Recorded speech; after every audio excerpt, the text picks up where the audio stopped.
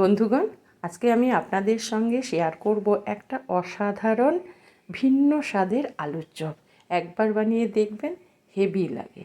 আর এই জন্য প্রথমে গ্যাসের মধ্যে একটা প্যান বসিয়ে দিয়েছি। প্যানের মধ্যে দিয়ে দিলাম 1 চামচ সর্ষের তেল। তেলটা গরম হলে এখানে আমি দিয়ে দিলাম অল্প একটু জিরের ফোড়ন আর অল্প একটু জোয়ান, আর দিয়ে দিলাম কুচনো অল্প একটু আদা, আর দিয়ে দিলাম আমি এখানে দুটো লঙ্কাকে কুচিয়ে নিয়েছিলাম, সেটা দিয়ে দিলাম। আর সব শেষে দিয়ে দিলাম আমি এখানে 2 চিমটে হিংটা দিয়ে দেওয়ার পর আমি এই মশলাগুলোকে একটু নেড়ে চেড়ে 10 সেকেন্ড মতো ভেজে নেব। 10 সেকেন্ড পর আমি এখানে দিয়ে দিলাম একটা মিডিয়াম সাইজের পেঁয়াজকে আমি কুচিয়ে নিয়েছিলাম, সেটাকে দিয়ে দিলাম। এবার পেঁয়াজটাকে আমি নেড়ে চেড়ে ভেজে নেব। পেঁয়াজটাকে একদম লাল করার প্রয়োজন নেই, পেঁয়াজটা নরম হলেই হবে। পেঁয়াজটা আমার নরম হয়ে গেছে, দেখুন বন্ধুরা। এবার আমি এখানে দিয়ে দেব দুটো আলুকে আমি সেদ্ধ করে নিয়েছিলাম, সেটাকে ম্যাশ করে এই মশলার মধ্যে দিয়ে দিলাম।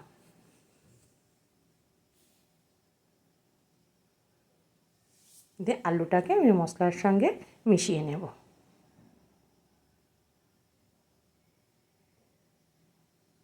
এবার আমি দিয়ে দেব এই আলুর মধ্যে একটু হলুদের গুঁড়ো, আর দিয়ে দেব আমি ভাজা জিরে গুঁড়ো 1/2 চামচ মতো, আর দিয়ে দেব কালো গোলমরিচ গুঁড়ো, আর অল্প একটু দিয়ে দেব গরম মশলা। হ্যাঁ বন্ধুরা, এখানে আমি পরিমাণ মতো লবণ দিয়েছি, সেটা আমার ভিডিও করতে ভুল হয়ে গেছে। এবার লবণটাকে দিয়ে দেওয়ার পর আমি পরিমাণ মতো এখানে লবণ দিয়েছি। এবার আমি এটাকে নেড়ে চেড়ে ভালো করে শুকনো মশলাগুলোকেও আলুর সঙ্গে মিশিয়ে নেব।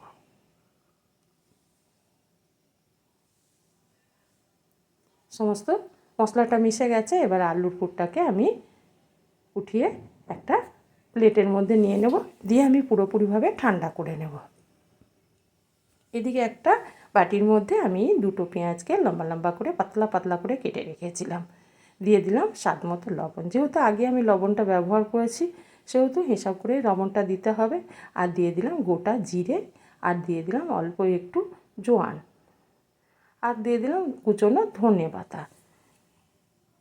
এখানেও একটু জোয়ানের ব্যবহার করেছি।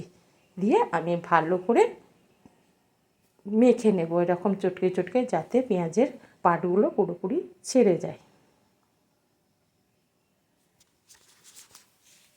আমার মাখা হয়ে গেছে। এবার আমি এখানে দিয়ে দেব বেসন। মোটামুটি 3 থেকে 4 চামচ আমি এখানে বেসনের ব্যবহার করব।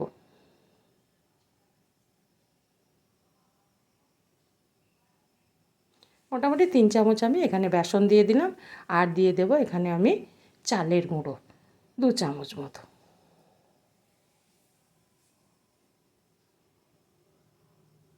চালের গুঁড়োটা দেওয়ার পর আমি এখানে দিয়ে দেব চিলি ফ্লেক্স। ঝালটা আপনারা আপনাদের মতো দিয়ে নেবেন। যদি বাচ্চাদের জন্য করা হয় তাহলে কিন্তু এই চিলি ফ্লেক্সটা না দিলেও হবে। এবার বেসন চালের গুঁড়োটাকে আমি পেঁয়াজের সঙ্গে ভালো করে মিশিয়ে নিলাম। তারপর আমি অল্প অল্প করে জল দেব, আর আমি একটা বেটার বানিয়ে নেব।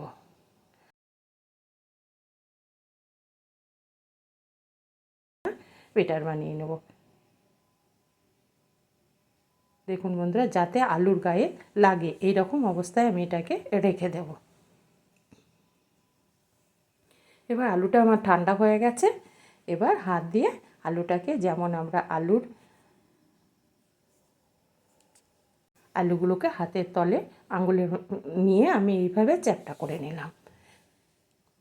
যেমন আলুর চপ তৈরি করি আমরা পাতলা পাতলা করে, ঠিক সেই রকম করে এইটা আকার দিয়ে নেব।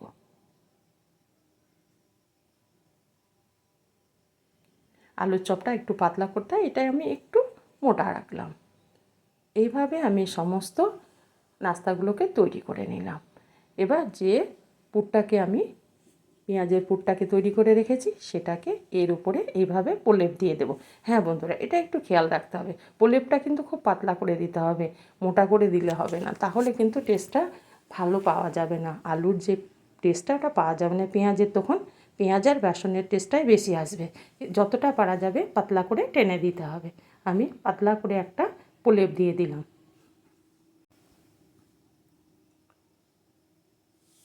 এইভাবে আবারও আমি একটা প্রলেপ দিয়ে নেব।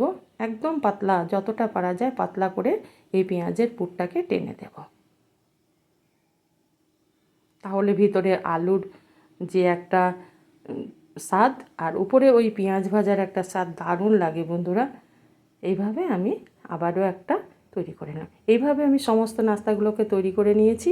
এবার আমি গ্যাসের মধ্যে বসিয়ে দিলাম একটা প্যানের মধ্যে দিয়ে দিলাম কিছুটা তেল।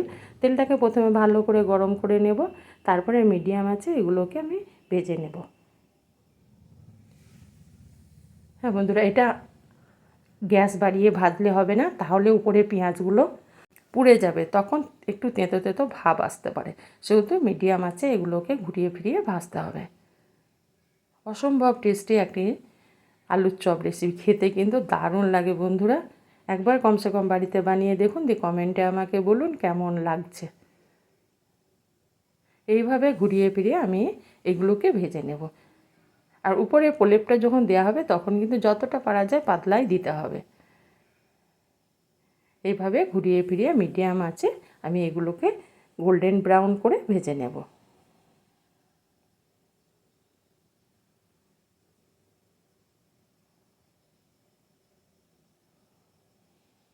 দেখুন বন্ধুরা, আমার এগুলো ভাজা হয়ে গেল। এবার এগুলোকে আমি উঠিয়ে নেব তেল থেকে।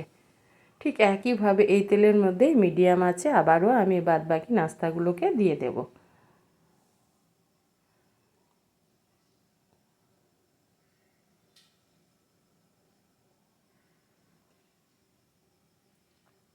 ঘুরিয়ে ফিরিয়ে এগুলোকেও আমি গোল্ডেন ব্রাউন করে ভেজে নেব।